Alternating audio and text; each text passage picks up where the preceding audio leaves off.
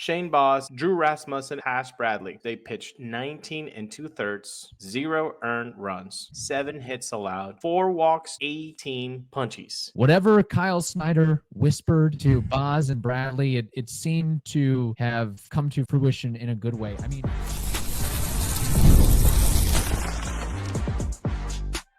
you are Locked On Rays, your daily Tampa Bay Rays podcast, part of the Locked On Podcast Network, your team every day. Welcome into Locked On Rays, your daily podcast covering everything Tampa Bay Rays, from game analysis to player interviews. We've got you covered with all the latest news and insights. My name is Captain Weiss.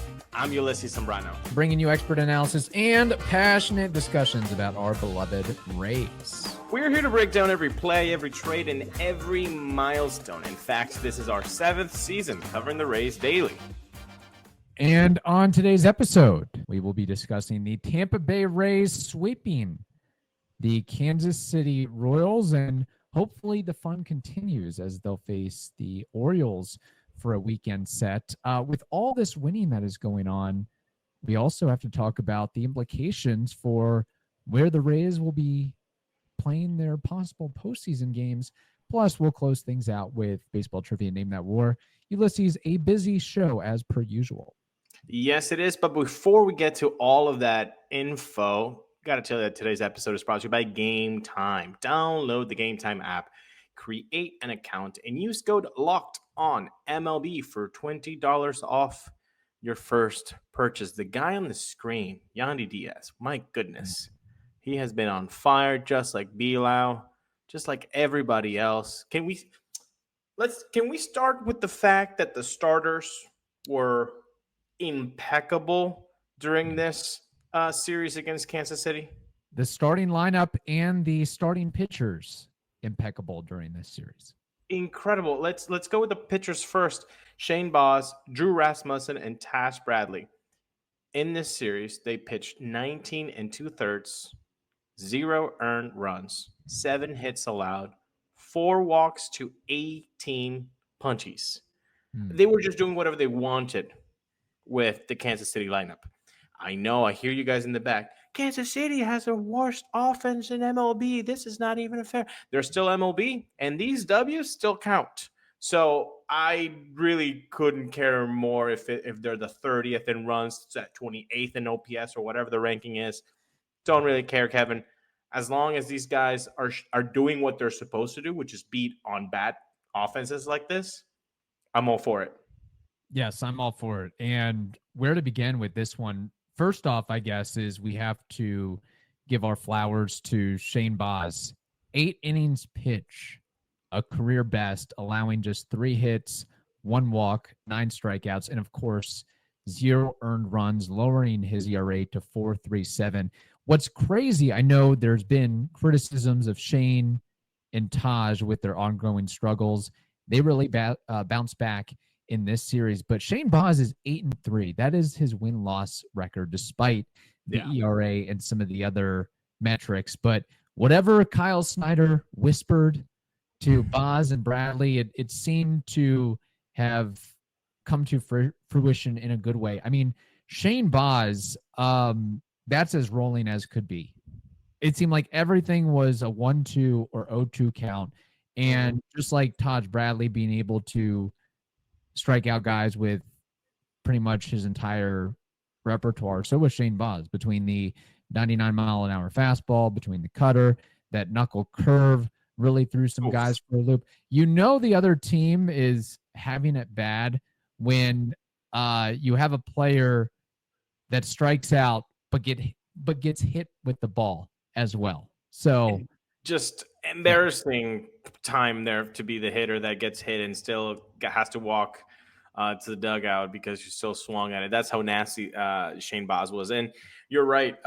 It's been, for Taj and Shane, this series was nice to see as a Rays fan because you know the talent is there, but they've been unreliable. You don't know what you're going to be getting from them when they're on the mound. But these two, hopefully it's a start of a new type of vibe for their season. I know Shane has kind of cleaned it up in the last few starts. Maybe Tosh can do that as well. But it was so great to see him being this dominant. I mean, he didn't even have 3-ball counts at all. I think he had 2 during the whole game in 8 innings, man. I mean, you don't see that often. And like you said, that's a career high for Shane Baz. So very, very cool stuff to see that. And like I said earlier, yes, it might not have been against the 1927 Yankees, but a win is a win, man. And if that is the argument of like, well, they're doing it against crap teams, and look at what they're doing.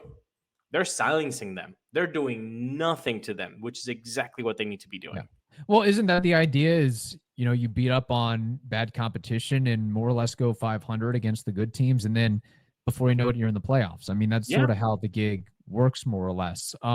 So the Rays, they did beat up on the Royals. 12-1 was the scoring margin. The Royals in bad shape offensively, but you also have to give credit to the Rays pitching staff through and through. And then in Thursday's game, the afternoon game, which we didn't have a chance to talk about on Thursday's episode because of the Wander Franco stuff, but just wanted to highlight a couple of the offensive footnotes. Yeah.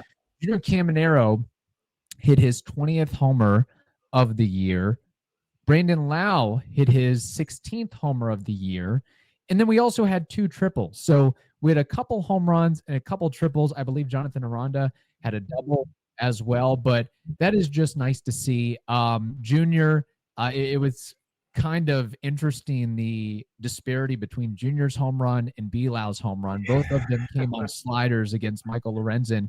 Yeah. Caminero's barely made it over the fence at 366 feet, while B-Lau hit a moonshot to straight away at 431 feet. But a home run is still a home run at the end of the day. It still counts the same. And it's always so cool when it happens in back-to-back fashion. Like that's so awesome. B-Lau going first and then Junior saying, hey, dog, that's cool, but I got it too. Let me try 20, man.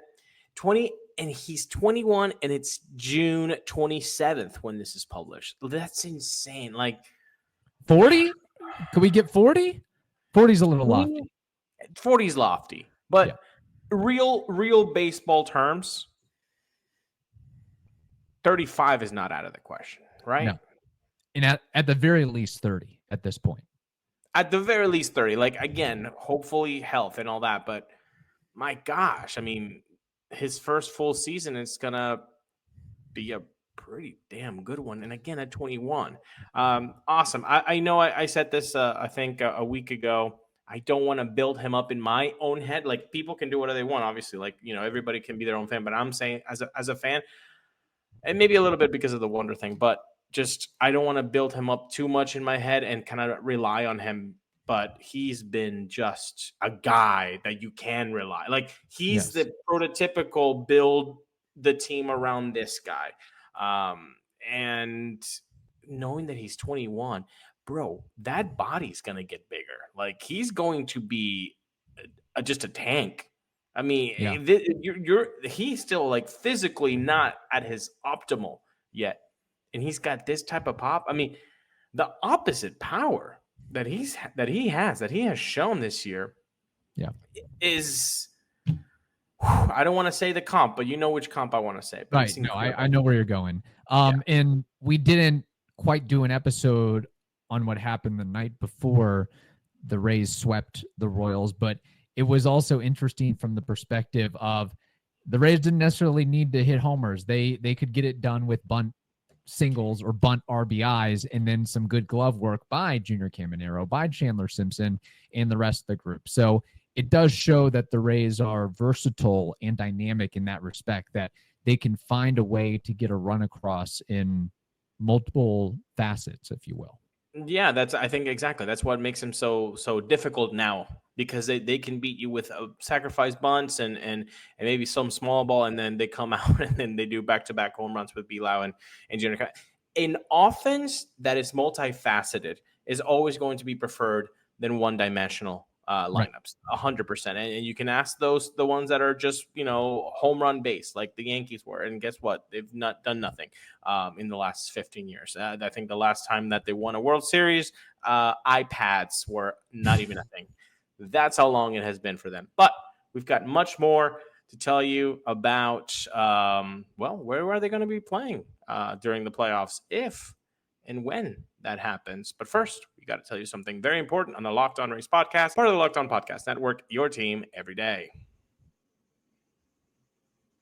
Have you ever decided at the last minute to head to a ball game with friends or family? I know Kevin and I have. You want to see your Rays, and you can do that by using Game Time, because you can save so much money on the tickets, and that extra money you save, you can splurge it on food, drinks, merch, whatever you want. You should know Game Time is the official ticketing partner of Locked On MLB, and that makes it super easy to browse the app for an exciting upcoming MLB game. For example, the Athletics are coming. Why not see a game or two? Because the Rays will be playing a lot of away games. So don't wait. Today, take the guesswork out of buying tickets with Game Time. Download the Game Time app, create an account, and use code LOCKEDONMLB for $20 off. Again, create an account and redeem code LOCKEDONMLB for $20 off. Download the Game Time app today. Last minute tickets, lowest price, guaranteed. All right, Ulises, before we get into where the Rays might be playing in the playoffs this year, where their home base will be, we should note the remainder of the schedule until we get to the All-Star break. I read it that the Rays will be playing 16 out of their next 19 games away from Tampa. Kansas City, that's wrapped up. They've got Baltimore, Athletics, Minnesota, Detroit, and Boston before the All-Star game. So out of that group, I think I see one team with a winning record. Detroit. Obviously at 51-31. And then you got a couple middling teams in the Twins, in the Red Sox, and some bad teams in the Orioles, in the Athletics. So I would, even though that is a lengthy road trip, the Rays should have enough depth to give guys ample rest and make it workable. And then knowing that, hey, there is light at the end of the tunnel, i.e. most of you, like 25 or 24 of you, will get a nice reprieve for several days before getting back at it in the second half of the season. So I would think they should be able to take care of business. Not saying that, you know, they're going to win 90% of their remaining games until the All-Star break, but at least a winning record on that trip, I would say. Yeah, no, I said before this whole road trip started, before the Kansas City series began, 11-8. Just, can you scratch an 11-8? Guess what? You don't. That doesn't have to happen anymore, because that you now need 8 wins of the next 16 games. Yeah. So right now, because of that sweep, you can say, can you play 500 ball?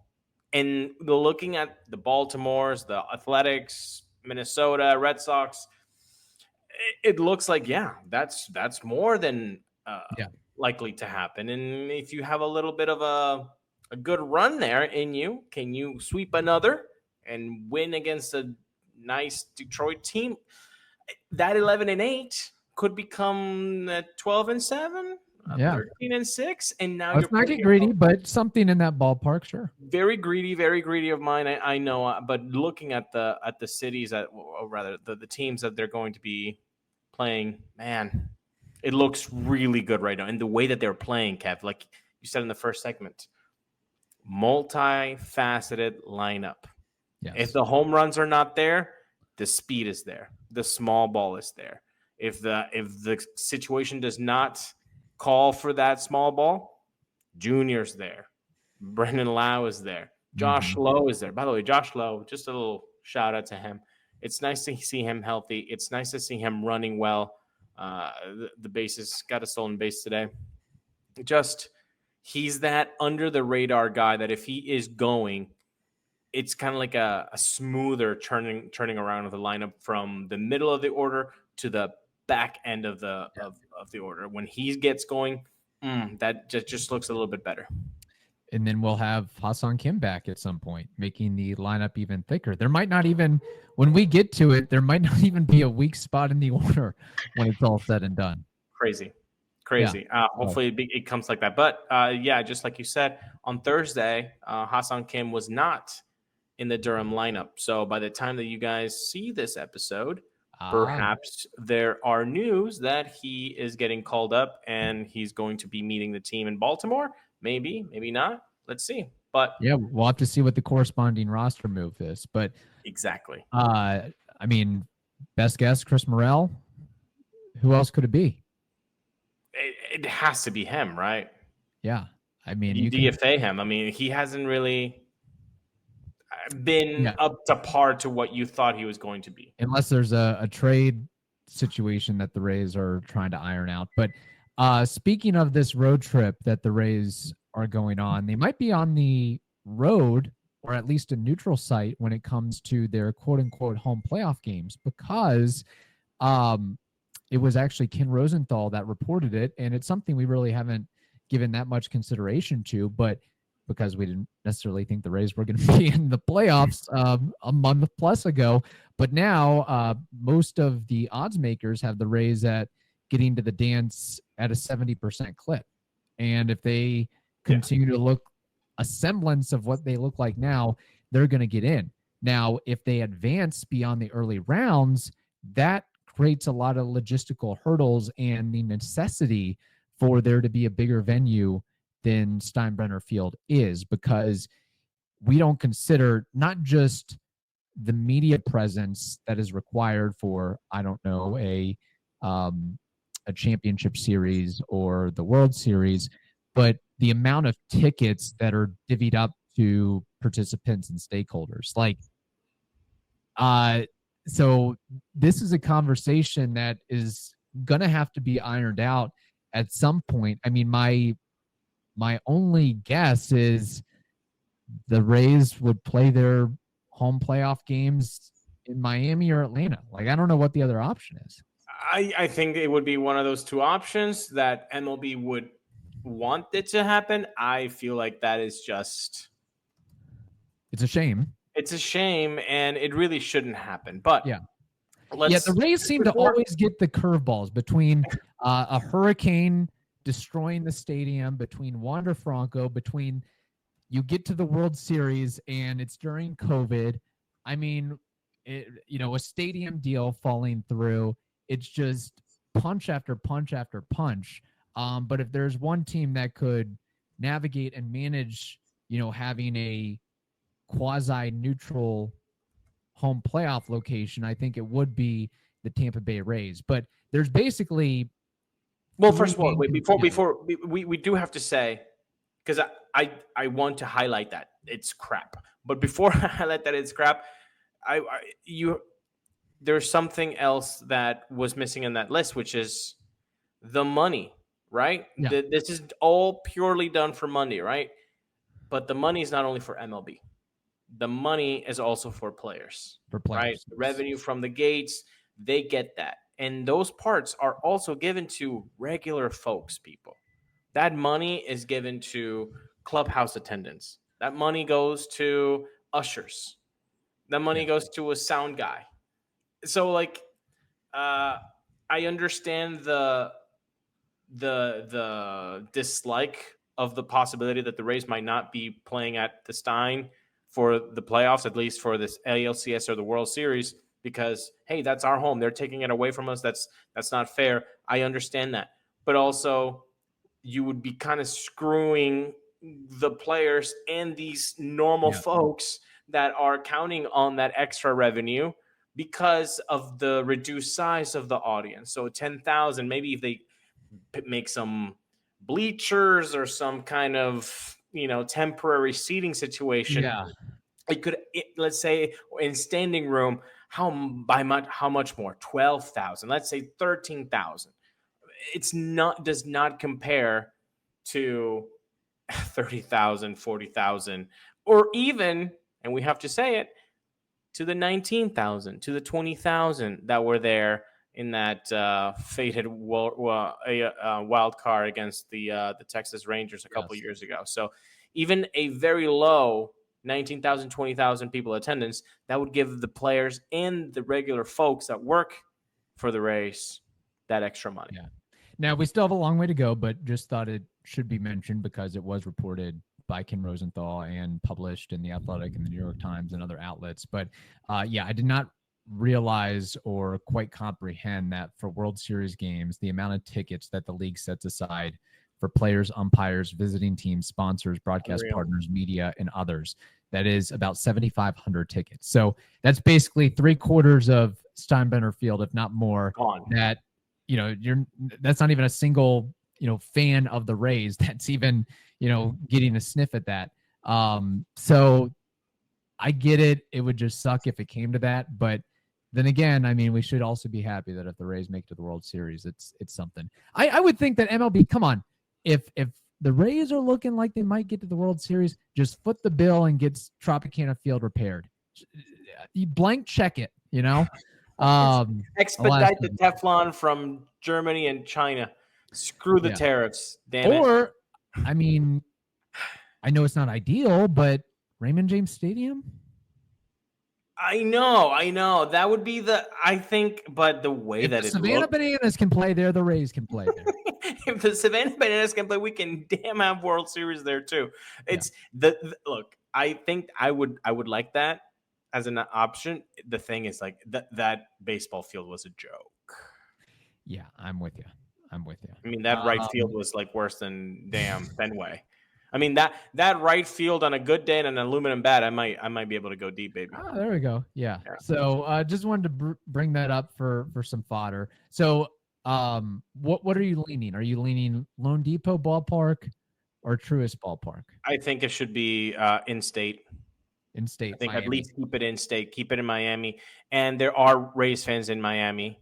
And it's not great, but it is domed. The Rays do know domes. Can we be serious here for just like a second and like not go into like ultra? Just give me people, please give me like the next 48 seconds of just like real human being talk. Okay. Here I go. World Series tickets are very expensive. Somebody that is not able to buy a plane ticket from Tampa to Miami is probably not going to buy World Series tickets. So if you're a Rays fan that has the money and the availability to buy World Series tickets, you probably don't mind the $90 ticket from Tampa to Miami. Is it horrible? Yes. Is it $90 you don't need to spend, or 90 times however many people you're buying for? Yes, it sucks. It should not happen. We know that. But I'm just saying in that context, the people that are spending thousands of dollars for World Series tickets, I don't think a $90 Tampa to Fort Lauderdale airplane ticket is like oh my God. Yeah, that's not going to break the bank at all. I don't think so. I just wanted those 48 seconds of real talk. Just keep it in the real world, please. Don't go crazy on me. Yeah, hey, I mean, the drive, depending on the day, it might not be as bad as going from Tampa to St. Petersburg or vice versa. You wouldn't know the difference. It's 4 hours, I mean, it's not great, but it can be done. It can be done. All right. Let's get into baseball trivia and name that award, shall we? Why don't we do that? But Kev, I think I'm missing something, and it's going to happen in 3 seconds. Intern McGee, thank you. Very nice. Night driving. Thank you, Intern McGee. We appreciate it. Speaking of stadium talk and postseason locations, in front of me, I have a list of MLB stadiums by capacity. I have the 10 stadiums with the most capacity, so most seats in the facility. I want you to give me 5 of these top 10.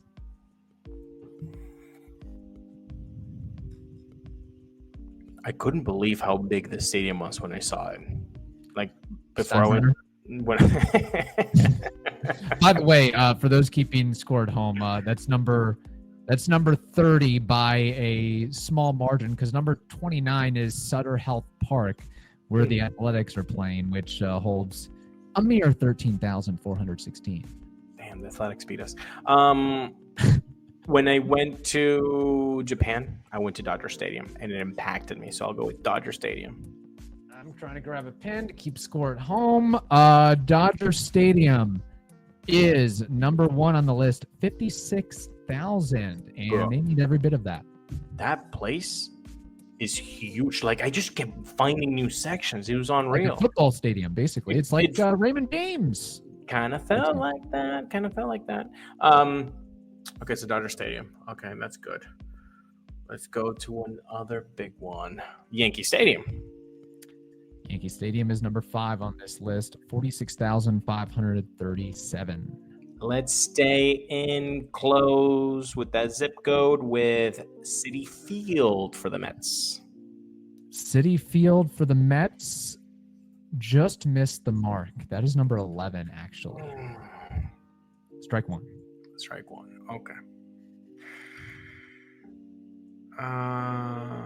Big parks. The thing about big parks, you know what they say about big parks. It's a big outfield. No, it's that That is true. They could have a big outfield, but they don't necessarily have to have a lot of seats. So I'm thinking Detroit. I'm thinking Rockies. Let's go with Comerica Park. Comerica Park. Is that what it's still called? Maybe not. Detroit? I don't know. Where Detroit plays, that is incorrect. They are number 18 on this list. 41,083. Think big. Bigly. Bigly. All right. Okay. Bigly. Let's go. Ooh. Was that a hint about our friends in Texas? Let's see. Let's think, people. Come on, think with me. Fenway, no way. That thing is a damn sandbox. Yankees, Blue Jays, Orioles, no. Then Atlanta did have a lot of people there. But if Comerica's not there, okay, then the Marlins, Citizens Bank, I'll give you a little hint here. Okay. Seems like, not saying this is 100% the case, but the brand new parks aren't having as much capacity. Fair. Thank you for that. That seems to be a trend. I'm gonna be because they've added seats to this, so you can't go Fenway and you can't go Wrigley. They're too old. They didn't have that many people back then. You know. Yeah, you almost got to think of parks built like between 1990 and 2008. Which I'm surprised that Comerica wasn't there. So if it's not that Chicago is there, guaranteed rate, which is, or whatever it's called now, Minnesota Target Field is pretty big. I've been there, and I am thinking, let's go with that. Target Field. Target Field is not on this list. They're 24th. I did horrible on this. 38,544. The top 10, Dodger Stadium, Chase Field in Arizona, T-Mobile Park, home of the Mariners, Coors Field, number 4. Damn it, I knew it. Yankee Stadium, 5. LA does it big, evidently. The Angels are number 6. Oriole Park at Camden Yards, 44,970. Busch Stadium in St. Louis. The Reds, Great American Ballpark. And then number 10, this ballpark is consistently ranked as tops in baseball because they're always doing upgrades on it, even though it is, I think, getting almost to 20 years old. Citizens Bank Park in Philadelphia. And you've just been there. Damn. Okay, so I had the Rockies, and I was thinking Orioles when you said the 90s, but I just went against it. So, yeah. Okay, that's tough a question. Shame. Tough question, but you know what? We like tough questions here. Right now, though, let's have some fun with Name That War. And if you've never seen this segment, Name That War is where we take a player from the past and we try to guess their career war according to Baseball Reference, only using a Baseball Archive mind. And today's player from the past, well, he was a Marlin, he was a Red Sox, he was a Jay, and he was an Oriole. And he was an Oriole in 2008 when the Rays went to the World Series for the first time, and the Orioles were 5th in the AL East division. So that I had fun with. His name is Kevin Millar. What is Kevin Millar's career war according to Baseball Reference? The catcher? He was not a catcher. Middle infielder? First baseman and outfielder. Wow, I was way off. Is he the one on TV? Yep, intentional talk. Okay. And yeah. Kevin Millar. I have no idea what his stats are, so I'm just totally going to Christmas blinded? tree test. Okay. 260 career batting average. He might have gotten between 15 to 18 homers a year. Had at least a 10-year big league career. Maybe like a 760 career OPS. I don't think he won any Gold Gloves or anything. I don't even know if he made an All-Star appearance. With that, I'll say his Baseball Reference WAR is 16. Not an all-star ever. However, he was a World Series champ in 2004 with the Boston Red Sox. He had a career slash line of 274, 358, 452. Good for an 810 OPS and a 110 OPS plus in a dozen years in the league. And his career WAR was 14.2. Just missed it, but pretty good, Kev. Pretty good for being blind and saying Kevin Millar was a catcher. Yeah. Yeah, not bad. I know he had that not the mustache, but the soul patch. Yeah, the soul patch thing going on. Can we just have a serious talk here about soul patches just for like 30 seconds? They're banned. An executive order has been signed, if you didn't know already. Enough. You don't play jazz, you don't do a soul patch. If you can bang the saxophone, sure, go nuts with the soul patch. You don't even know what a saxophone looks like, maybe do not wear the soul patch. The soul patch should have died in 1999. Also a true statement. Yeah. Also a fact. But if your body requires you to have a soul patch, please learn the saxophone. Please kill it. Then have the soul patch. Fair enough. Good stuff. Yeah, Kevin Millar had a little bit more pop than I expected. Good for him. I would have thought maybe there's one season where he legitimately could have been an all-star with the Red Sox. Anyway. Which one? I guess that would be the 2003 season when he hit 25 homers and yeah. Look at that line though. 276, 348 on base, 472 slug, and 820 OPS. Yeah, man. Not bad. We take that. All right. In the meantime, thank you for making Locked On Rays your first listen today. For your second listen, check out the all-new Locked On MLB Game Night. Every game, every night, all season long, local analysis on a national scale. You can find MLB Game Night on Locked On MLB on the YouTubes or wherever you listen to those podcasts.